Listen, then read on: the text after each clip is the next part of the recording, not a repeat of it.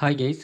இது என்னோட வெப்சைட்டில் வந்து வேர்ல்டு வைடாக ஏர்ன் பண்ண, அதாவது நம்ம இந்த கல்ஃப் கண்ட்ரியில் இருக்கிறவங்கள மெயினாக யுஏஇ, அதாவது துபாய், சவுதி, கட்டார், அதே மாதிரி இந்தியா, சொல்லுங்கள். அப்போ இந்த கண்ட்ரீஸில் இருக்கிறவங்களோட ஏர்னிங்ஸ், ஏன்னா நீங்கள் மற்ற யூரோப் கண்ட்ரியில் எடுத்தீங்கன்னு சொன்னால் அவங்களோட ஏர்னிங்ஸ் வந்து எப்போதுமே இதுவாக தான் இருக்கும். பட் இது என்னென்னா கொஞ்சம் வித்தியாசமாக, இதை எப்படின்னு சொன்னால், இப்போ இவர் யுஏஇயில் இருக்கிறான்னு சொன்னால் 9 மந்த்து தான் ஜாயின் பண்ணியிருக்கிறாரு. அதில் வந்து $794, அதாவது $800.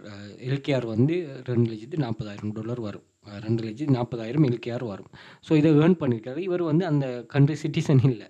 என்ன அது உங்களுக்கு புரியுது தானே? அந்த கண்ட்ரி சிட்டிசனோடு சொன்னால் இங்கே பாருங்கள், ஒரு ஒர்க்கை பாருங்கள். $0.01, $0.14, $0.02, $0.07, $1.7, $0.01, $0.1, $0.1, அதே மாதிரி 1.46, 0.19 இப்படின்னு சொல்லி அந்த ஏர்னிங் பேஸ் இருக்குது தானே. இது வந்து எதை காட்டுதுன்னு சொன்னால், இவர் தனக்கு கிடைச்ச வாய்ப்பை ஒரு ஃபாரினில் இருந்துக்கிட்டு, அதாவது வெளிநாட்டு சிட்டிசனாக இருந்துட்டு அந்த கண்ட்ரிக்கு விசிட்டராக போய் ஒர்க் பண்ணுறது தான் இதை காட்டுது. இது மொபைலை மட்டுமே யூஸ் பண்ணிவிட்டு இது பண்ணுது. இவர் ஒரு இந்த ஒர்க்கை வந்து எப்படி கைக்கொள்கிறாருன்னு சொன்னால், தான் வேலை செய்கிற இந்த கம்பெனி, நான் உங்களுக்கு சொல்கிறேன்னு என்னென்னா, நீங்கள் ஆன்லைன்லனாலும் சரி, ஆஃப்லைன்லனாலும் சரி, நீங்கள் என்ன பண்ணணும்னா, உங்களோட ஒர்க்கோட மெயின் ஃபோக்கஸ் என்னன்னு தெரியுமா?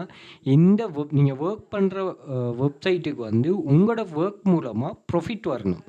அந்த ப்ராஃபிட்டை பேஸாக வச்சு உங்களோட ஒர்க் அமையும்னு சொன்னால், இங்கே என்ன நடக்குதுன்னா, உங்களை அந்த கம்பெனி பூஸ்ட் பண்ணும், அந்த நிறுவனம் பூஸ்ட் பண்ணும். இது நீங்கள் ஆஃப்லைன்லேயும் பார்க்கணும். நான் பண்ணுற இந்த ஒர்க்கால் இந்த நிறுவனத்துக்கு என்ன, அந்த நிறுவனம் வந்து எனக்கு $1 பே பண்ணால் தான் நான் ஒர்க் பண்ண வேண்டி வர நினச்சிருந்தேன். $1.7 இது பண்ணால் தான் நான் ஒர்க் பண்ண வச்சுருந்தேன். அவர் வந்து இந்த $800 ஏர்ன் பண்ணிக்க மாட்டேன். என்ன இது வந்து ஃப்ரீ.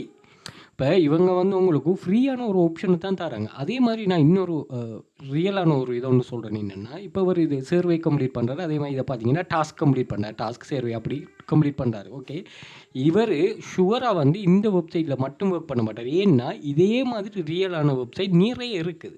நாங்களே பாருங்கள், இப்போ நான் வந்து துபாயில் இருப்பேன் அல்லது நான் ஃபாரினில் இருப்பேன்னு சொன்னால், உங்களுக்கு இதை விட நிறைய வெப்சைட்டுகள் வந்து நான் கிளாஸஸாக செய்வேன். ஏன்னா அவ்வளவு சர்வே கம்ப்ளீட் பண்ணுற வெப்சைட்ஸ்கள் ஆன்லைனில் இருக்குது. High trustable websites. அப்போ இதை இவர் படித்து அந்த நாலேஜ் எடுத்துட்டாருன்னா இவர் எங்கே வேணாலும் யூஸ் பண்ணி ஏர்ன் பண்ணுவார். இல்லை நீங்கள் இந்த ஒரு வெப்சைட்டை மட்டுமே சில டிப்ஸ் அண்ட் ட்ரிக்ஸ் எல்லாம் யூஸ் பண்ணிட்டு ஏர்னிங்ஸை மல்டிப்ளை பண்ணலாம். ஓகே, அப்படி ஒரு கான்செப்ட் உள்ளது தான் இது. அப்போ இதை இவங்க வந்து எந்த அளவுக்கு டெடிக்கேஷனாக இருந்து ஒர்க் பண்ணிட்டு ஏர்ன் பண்ணுறாங்களோ அவ்வளோ தான் உங்களோட சக்ஸஸ்ங்கிறத நீங்கள் சரியாக புரிஞ்சுக்கொள்ளணும். அந்த நிறுவனத்துக்கு உங்களோட வேலையின் மூலமாக அவங்க கூடுதலாக பே பண்ணாலும் அவங்களுக்கு நீங்கள் இன்கம் கொடுக்குற மாதிரி இருக்கும், குறையாக பே பண்ணாலும் அவங்களுக்கு இன்கம் கொடுக்குற மாதிரி இருக்கும். ஓகே, ரியலாக அப்படி தானே. 30 நாளும் உங்களுக்கு 30,000 சம்பளம் தராங்கன்னா ஒவ்வொரு நாளுக்கு 1000 இல்லை. ஒவ்வொரு நாளும் ஒரே வேலையை செய்கிறாங்களா? நீங்கள்